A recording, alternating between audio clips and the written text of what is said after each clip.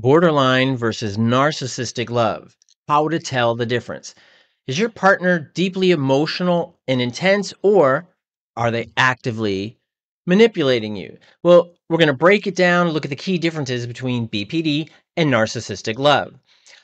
Are they pushing you away? Do you feel like that person, that important person in your life, that person that you get a lot of your emotional needs hopefully met, or whom you would like to get those emotional needs met, do they tend to push you away? Are they afraid of losing you, or are they pulling you in with a pretty strong degree or drive to manipulate you?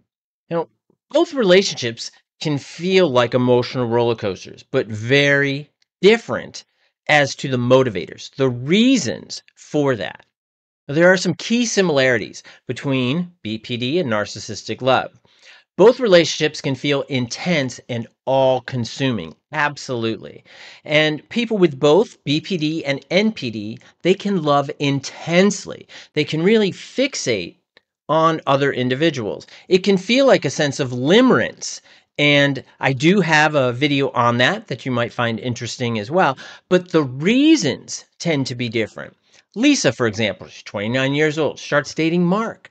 And he showers her with love, almost like love bombing a little bit. A lot of late night talks and deep emotional conversations. She feels like she's found her soulmate, but soon the relationship turns really turbulent.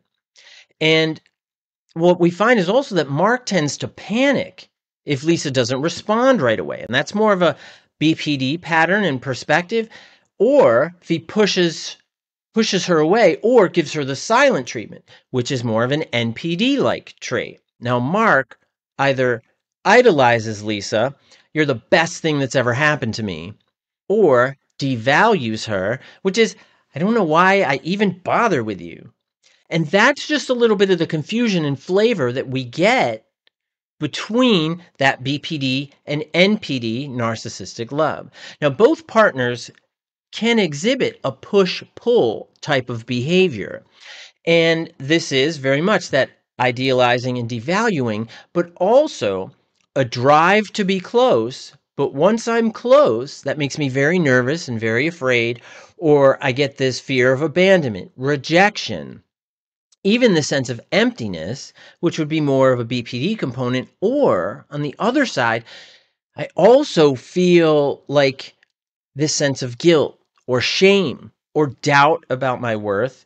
I also have this sense of inferiority. And those are components of narcissistic personality disorder core content, those drivers. And even though there's different motivators, they can appear the same and feel the same if you're the recipient. While BPD emotions can be very, very intense and also very genuine. Because individuals with BPD, often what they're doing is they're trying to convey this emotional need, this desire for emotional connection, but they're struggling with a lot of internal speak. And this can be kind of what I call this family in the head, which I got from another psychologist, Lorna Smith Benjamin. And this family in the head, it's this chorus in your brain that says you're not good enough. They're just going to abandon you. You're going to be rejected out of hand. And that's why you feel so empty inside. And it turns up the intensity of BPD. Now, NPD emotions tend to be more strategic and used for control because of those internalized fears, guilt, shame, doubt, inferiority, those factors, because they're internalized. And that fear is underneath this coverage of narcissism. So they're very strategic, keeping you close, but pulling you closer, or even pulling you in. Then when they pulled you in, then they push you out. So it can be very, very confusing. And if we look at the major differences, it's actually emotional depth versus control. For BPD, these individuals, they deeply crave and strive for connection, but they struggle with that emotional instability. They have a really hard time managing those internalized emotions. And romantic emotions or even any emotions. Like you could feel that way towards your child if you have BPD, that you just have this intense just love, desire, passion for that child. But the emotions become too much, so you become overwhelmed, and then you engage in maladaptive patterns, which are unhealthy patterns that actually are destructive. Typically in love relationships, because that's really more of the focus of what we're talking about in this video. So when you connect with someone and you're like, wow, they're really great, idealization. They're so special. They're just amazing and they're nice and they're cute and maybe they're good in bed, something like that. But what happens is you have all of these feelings and they're building and they build so fast and become so overwhelming so fast that then you experience this emotional instability, which leads to a lot of behavioral acting out and sort of exhibiting a lot of those maladaptive beliefs, behaviors, and patterns. That's really common with BPD. Chaotic relationships, could be threatening self-harm, could be fear of abandonment drives you to try to pull the individual closer, but what happens in the end, it erodes the closeness of the relationship. Now, NPD uses emotions to gain power. So what happens is, in this scenario, is that they see somebody whom they want to be close to, and they might love bomb them, they might give them a lot of gifts, and things of that nature. But what happens is that in doing that, they're kind of pulling them into their web. It's a lot like that spider web. What happens is a lot of other like insects, they see that spider web, but it looks like a flower. And because it looks like a flower, so they're like, oh, that's a flower. And then you get stuck in the web, and here comes the spider. And that, I think, is really representative of certainly the narcissistic approach. But they don't do it in order to cause pain for the individual. They do that to protect themselves. But what happens is that often the person caught in the web experiences the negative side effects, consequences, and they become collateral damage of the narcissistic pathology.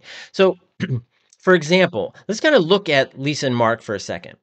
If Lisa threatens to leave, Mark, if he was exhibiting BPD symptoms, that he'll break down, apologize, and beg her to stay.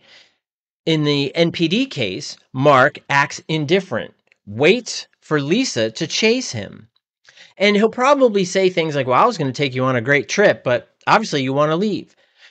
I was even thinking about asking you to marry me, but you're obviously, too confused or too messed up and you don't realize what you're walking away from. And so we see that power dynamic, that trickery comes into play. And you'll also see some difference in reactions to conflict. Now, for BPD, often you'll see explosive fights, emotional breakdowns. And a lot of this is done in order to contain this fear of abandonment. And it can really be destructive to the relationship, just like we talked about a moment ago. But in NPD, we see a very cold detachment, some blame shifting, gaslighting. Absolutely. So we see more of a manipulative attempt to control. And I want to go back to Lisa. Let's say Lisa brings up a problem. She's got a concern. So Mark, if it was a BPD response, he spirals into a crisis, and sobbing that, you're going to leave like everybody else. You're going to leave me destitute. I know I'm going to die. I just know it. This is too much. And becomes this massive, massive emotional, intensive exchange. But in the NPD perspective, Mark dismisses her concern, saying something like, you're too sensitive. This is all in your head. You don't even see what's going on. This is why your last few relationships didn't work, because Lisa, you don't know how to love. You don't know how to do that. I'm trying to teach you, and just like you always do, you're going to walk away. So Lisa's head's kind of spinning, and she's like, wait, what? What is this? What's going on? And it relates to the sense of confusion. And what we see is we can also break down these patterns that I alluded to a moment ago. And these can be differentiated by BPD and NPD as well.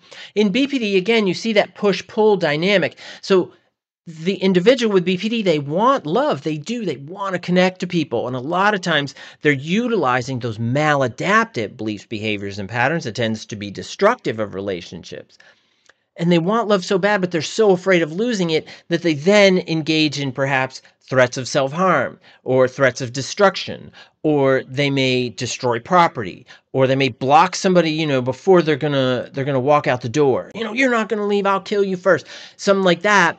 And hopefully they don't act out on that aggression threat, which is what we hope. But in BPD, we see this push-pull dynamic. I want you so close, and maybe that person's like, okay, I'm going to try to really connect with him or her, or they, and we're going to try to connect. But as you get closer, then they're like, whoa, whoa, whoa, whoa. And that kicks off all of this fear, leading to those maladaptive behaviors that are actually corrosive and erode the relationship. Now, in an NPD situation, we see there's an idealization and a devaluation component, just like in BPD, but there's also a discarding cycle. So what happens is, in that idealization, is in the first get together, right? When you first get together with the love bombing and the honeymoon phase and all this other stuff, and then you feel like, oh wow, this person really gets me. They're really nice. Remember, spider web, spider web, spider web. Then invariably, the other individual tends to not live up to implicit expectations about how smart they are, about their ability, whatever it may be. So then they get devalued by the narcissistic individual, or the individual with narcissistic traits or personality patterns, and then they discard them like, ugh, he or she's useless. But in between that, we see that they utilize a lot of love and affection and attention to control the individual. And then the individual, the partner, is usually put on how much will you tolerate. Now, this isn't conscious, the individual with narcissism. And I think that's one of the big misunderstandings, is that a lot of that maladaptive behavior, it's not really conscious. A lot of folks really don't have that level of insight to be like, oh, okay, I'm going to manipulate you with these emotions. I'm not saying some don't. I'm saying the majority of individuals don't. But it's using this love and attention and promise of closeness, promise of what our relationship could be, as a means to control the other individual. Let's go back to Lisa and Mark. So Lisa tries to leave. Mark, in the BPD example, panics, just begs her to stay. How could you leave? You have to stay with me. You have to stay with me. When Lisa tries to leave Mark in the NPD example, we see that he quickly is like, later, and quickly replaces her. So we see a lot of what's called serial monogamy in the NPD example, which is, well, I'm going to get rid of you, so you're discarded. Then I'm going to take in somebody new, and the cycle begins again. It could even be with the same person. What happens, I discard you, then one way or another, things transpire. They end up going back to the NPD individual, and then it starts again with all the honeymoon phase and with the love bombing and things like that. But invariably, it goes right back to that means of control with emotion, attention, things of that nature. And then the other individual gets frustrated. Like, how could I fall in for this again? He or she is da-da-da-da-da. And later, and then invariably, the individual with NPD goes back to that same cycle and then gets somebody new. Or, again, continues with the same person. So how can you protect yourself or even navigate these relationships? So here comes some tips for you. If you're with a BPD partner, clear communication is going to be critical. Now, when we talk about clear communication, that means that you have to know the goal that you are trying to achieve in the conversation. And what are your goals? You may have an ongoing goal of, I just want him or her to be cool, be calm, and try to listen. When people are activated, they don't listen, because then your fight or flight gets activated, or freeze gets activated, and it can really narrow your perspective. So you're not really hearing it, because when your perspective narrows, that family in the head that I talked about, that BPD that's in your head, all you can hear is that BPD screaming at you, screaming at you, screaming at you. So you don't really hear it. So clear communication kind of goes out the window. So you have to strike while the iron's cold. That means work for that clear communication when things are calm and reasonable. And if you're going to talk about boundaries can be really important here, because boundaries mean that if we see that things are getting too intense, we got to agree to take a break. Both parties have to agree. When the other one says time out, we have to respect the timeout. See, here comes the big challenge when we're talking about BPD. Because things have narrowed, the volume is so loud and the intensity is so great that BPD says, nope, don't let them do it, because it triggers those abandonment fears and rejection sensitivity, which means you're going to experience emptiness, not openness, emptiness. You're going to experience emptiness. So then you're like panic. No. And you don't allow the break. And what happens is that when you don't have the time out, you actually end up shattering the closeness in the relationship. Let me give you an example. Instead of saying you're overreacting to that person with BPD, you could say, I care about you, but I need space sometimes when we fight. And sometimes a break can help us both come back together, and we can really utilize some clear communication to engage with one another. And I actually have a workbook, a BPD relationship workbook coming out later this year. We're in 2025 right now, February. And so it's going to come out later this year. And it talks exactly about these things, strategies you can use, identifying issues and concerns about BPD and core content, and how to work with your partner, and how your partner, your favorite person, can work with you, and both of you work to calm the relationship and build it and make it stronger. Now, if you're within a partner who has narcissistic traits or narcissistic personality disorder, you got to recognize the manipulation. And this can be really confusing because some people are really good at being manipulative. Absolutely. A good way to do this is don't get caught up in power struggles. Power struggle could be that, well, I'm telling you to do this, but I can't do this for whatever reason. You're like, you absolutely can. You're just choosing not to. So what happens is that the individual with NPD puts that other person in a really awkward, stressful situation, and then they attach the love and commitment to the relationship in doing it or not doing it. The partner feels a sense of guilt and is like, well, I mean, now I'm kind of stuck. It's like you're on a cliff. And they're like, well, I mean, you're going to jump off one way or another. I mean, that's how it's going to be. So I can push you, or you can jump yourself. You decide. Either way, you're going over that cliff. Same type of deal. And if they gaslight you, instead of arguing, I know what I experience and I won't argue my reality. You have to keep a secure perspective of what's going on and your memory. Sometimes it's good to keep a list or a file of things that you've talked about. But this file can't be used to say, oh yeah, you said on February 25th of 25, Don't do that, because that's going to make things a lot worse. Instead, you have to know, having that inner sense of satisfaction and understanding. But if you put it out there, it is going to become more intense in the relationship.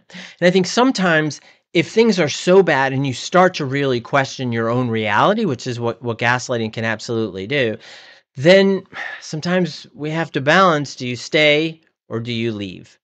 And that can be really, really difficult.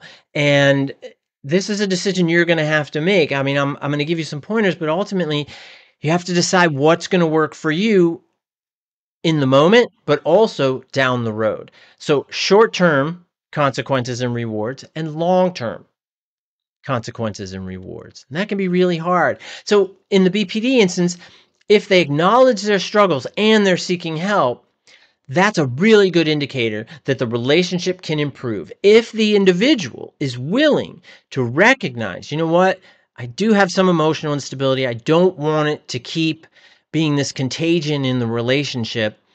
I think I'm going to work on it. It doesn't necessarily have to be outpatient therapy, inpatient treatment, whatever it can be. There are workbooks out there. There's other resources out there. This is a YouTube channel. There's my YouTube channel that might help you. But finding these things and building that insight to have that emotional control, to challenge that family in the head and BPD, and instead of going to destructive behaviors, you utilize adaptive options and behaviors. Now, in the NPD situation is if they refuse any accountability, and if they refuse to recognize these narcissistic tendencies that they utilize, it's destroying the relationship.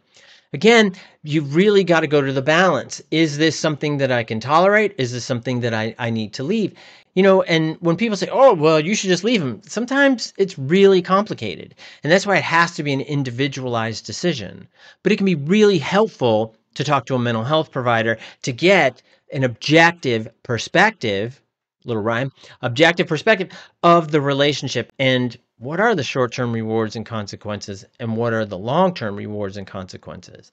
And if we go back to the Mark and Lisa example, if Mark refuses therapy and continues blaming Lisa, Lisa has to consider, is it time for me to walk away? What's your level of abuse, manipulation, intensity that you can take? And that's something that you can decide. I wish I could decide it for you, but I can't. But for you to take some time when things are calm and think about, are things going to get better? Is this person willing to accept the responsibility of their part of the relationship? You have to accept your part of the responsibility of you in the relationship as well. We both have to have those two components, and that's really important. And what I'd like you to do, and I really hope that you found this helpful, is, have you ever been in a relationship like this? What signs did you notice? Please leave that in the comment section. And it would be really great if you could just talk about what helped you. What helped you maybe make that decision or distinguish between BPD love or NPD love? What helped you do that? Because I think that helps a lot of folks. And I really hope that you found this video helpful. And I will see you next time. Thanks a lot. Bye-bye.